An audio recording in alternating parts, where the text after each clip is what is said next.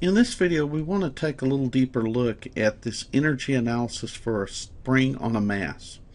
A harmonic oscillator, like the spring mass system, is a system that has energy stored in kinetic and potential.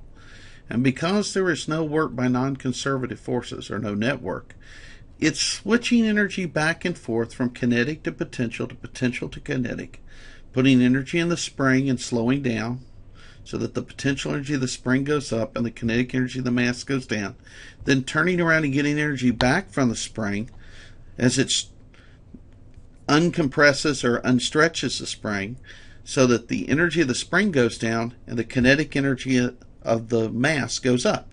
And it does this back and forth, keeping the total energy constant. As an example, if you start a spring fully stretched in the positive x direction and let it go, it can be described by A cosine omega t. And I'll draw that here at least best I can. I'm not the world's best trig drawer, to say the least. So that would be this function, if I could draw very well. This would be A, and this would be minus A, and this would be x. Its velocity, however, is going to be out of sorts. If you fully stretch the spring and you let it go, then it's going to start from rest and be moving in the negative x direction. So its velocity, it's not going to have the same height. It's going to be a times omega, and it's not going to be a cosine function. It's going to be a minus sign. And so it's going to start out at 0, and it's going to be moving and become a maximum, and then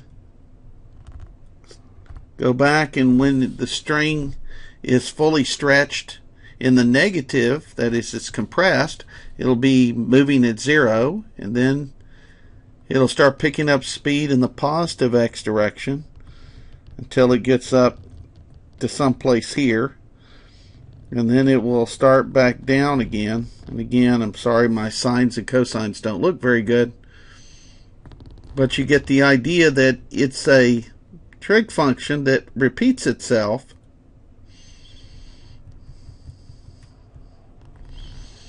but it's shifted.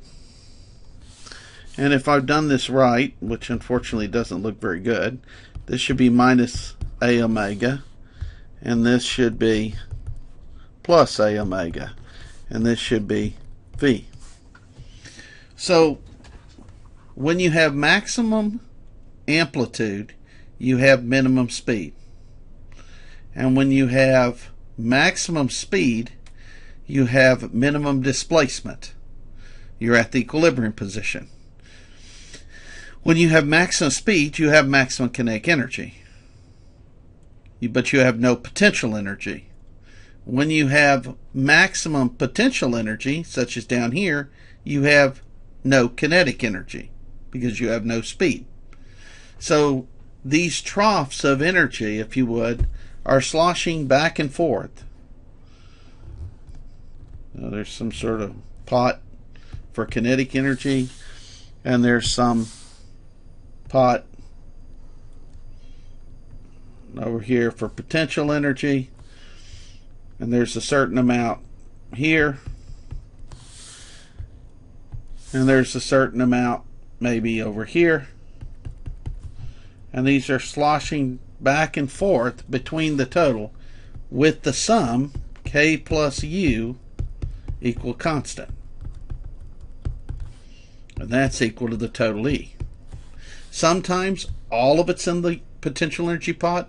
At that point, you have maximum stretch, so you're either at A or minus A. You're either fully stretched or maximum compression. And sometimes all the energy's over in the kinetic pot, in which case you're at x equals 0, and you have the maximum speed because thing. So that's the two that you get. Now, if you square these guys,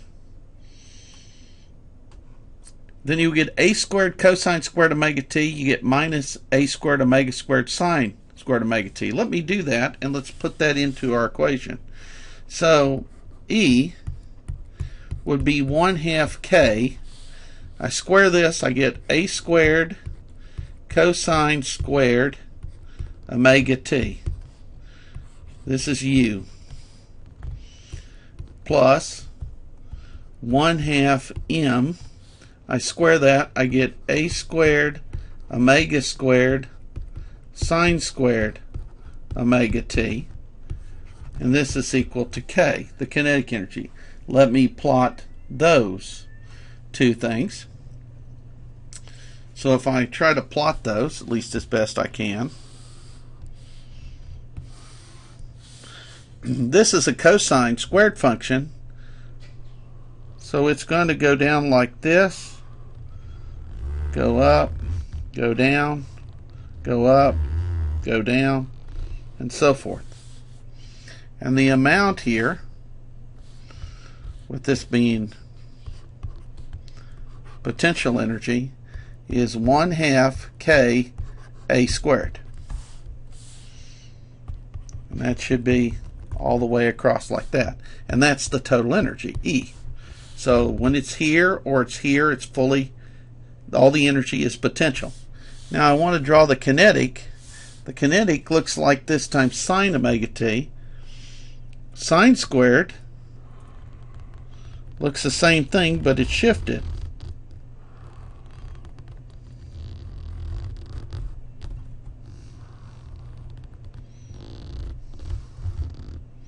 Like that. So when there's no potential, there's full kinetic. What's interesting, the sum of these two should equal this constant. Let me prove that they do. Going back up here, remember that omega squared is equal to k over m. But I'm going to multiply that by m. So m omega squared, we'll cancel that m, and I get k. So I got 1/2 m omega squared, but that's just k, 1/2 ka squared. So my energy is 1/2 ka squared cosine squared omega t. And over here, once I put that in for m omega squared, I get 1/2 ka squared sine squared omega t. So I can factor out 1/2 ka squared cosine squared omega t plus sine squared omega t. But all of that's just 1. So energy is 1/2 ka squared at all times, a constant. Just what we expected. Something else that's sometimes done with this.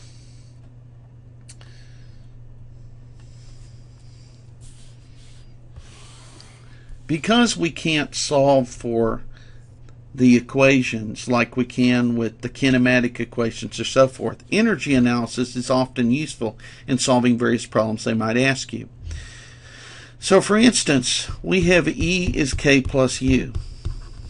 And E, we've just shown, is 1/2 ka squared. And k is 1/2 m v squared, and u is 1/2 k x squared. If you want to find v, the speed, at a particular value of x, you can rearrange this equation for v. So the first thing let's do is let's go ahead and let's kill the halves on all three equations. Ka squared is mv squared plus kx squared. Mv squared is k a squared minus x squared. So v squared is k over m a squared minus x squared. Oh, but this is just omega squared.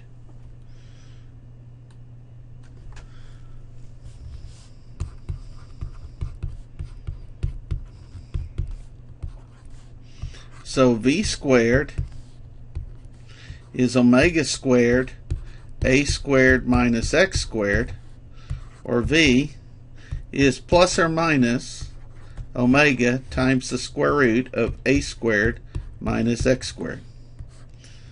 So if you give me a specific value of x, and you want to know how fast the particle is going at that point, once you give me x, and you give me the amplitude, and you give me omega, the angular frequency, I can tell you that.